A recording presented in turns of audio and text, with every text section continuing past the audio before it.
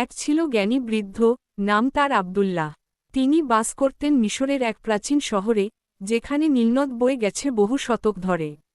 আব্দুল্লাহর জ্ঞানের গভীরতা ছিল সাগরের মতো, আর তার কথায় ছিল সত্যের ঝিলিক। শহরের মানুষ যখনই কোনো সমস্যার সম্মুখীন হতো, তারা তার কাছে ছুটে আসত সমাধানের জন্য। একদিন এক ধনী বণিক, তার নাম কাসিম, আব্দুল্লাহর কাছে এলেন। কাসিমের ব্যবসা ছিল তুলা আর রেশমের, আর তার জাহাজগুলো ৭ সমুদ্র পাড়ি দিত। কিন্তু সম্প্রতি তার মন ছিল অশান্ত, কারণ তিনি জীবনে কিছুতেই শান্তি খুঁজে পাচ্ছিলেন না। তিনি আব্দুল্লাহকে বললেন, জ্ঞানী আব্দুল্লাহ, আমার ধনসম্পদ আছে, সম্মান আছে, কিন্তু আমার হৃদয়ে কোনো শান্তি নেই। আমার জীবনে কিছুর অভাব আছে বলে মনে হয়। আব্দুল্লাহ শান্তভাবে হাসলেন। তিনি কাসিমকে একটি ছোট্ট, সাদা ঝিনুক দিলেন। ঝিনুকটি দেখতে সাধারণ ছিল, কিন্তু তার ভেতরে একটি মুক্তা ছিল। আব্দুল্লাহ বললেন, এই ঝিনুকটি নাও। এটি তোমার হৃদয়ের কাছে রাখো এবং মুক্তাটি মনোযোগ দিয়ে দেখো। এর রহস্য উন্মোচন করতে পারলে তুমি তোমার প্রশ্নের উত্তর পাবে। কাসিম ঝিনুকটি নিয়ে চলে গেলেন। তিনি বাড়িতে গিয়ে ঝিনুকটি খুলে দেখলেন, মুক্তাটি জ্বলজ্বল করছে। তিনি ভাবলেন, এই মুক্তার মধ্যে হয়তো কোনো গোপন শক্তি আছে। তাই তিনি মুক্তাটিকে দামি রেশমি কাপড়ে মুড়ে একটি সোনার বাক্সে রাখলেন। তিনি ভেবেছিলেন, মুক্তার রহস্য হয়তো তার মূল্যে লুকিয়ে আছে। কিন্তু তার মনের অশান্তি দূর হল না। পরদিন তিনি আবার আব্দুল্লাহর কাছে গেলেন।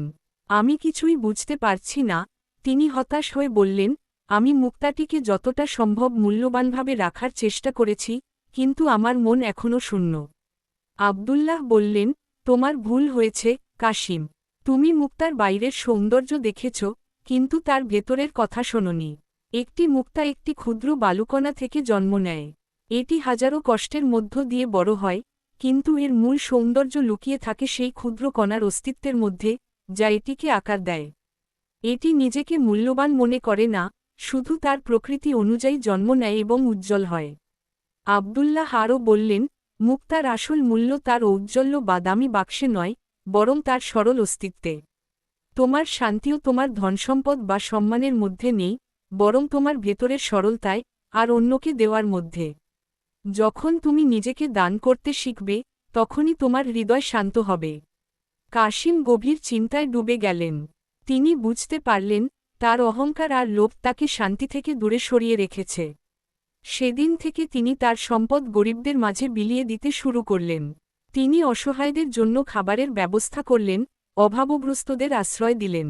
ধীরে ধীরে কাসিমের হৃদয় ভরে উঠল এক অজানা শান্তিতে। তিনি যখন কোনো অভাবীর মুখে হাসি দেখতেন, তখন তার মনে হতো যেন তিনি 1000 মুক্তা পেয়েছেন। তিনি বুঝতে পারলেন, জীবন এবং হৃদয়ের প্রকৃত সৌন্দর্য লুকিয়ে থাকে পাওয়ার মধ্যে নয়, বরং ভালোবাসার সাথে দান করার মধ্যে। আর এভাবেই কাসিম তার জীবনের সত্যিকারের মুক্তা খুঁজে পেলেন, যা ছিল তার ভালোবাসার হৃদয়।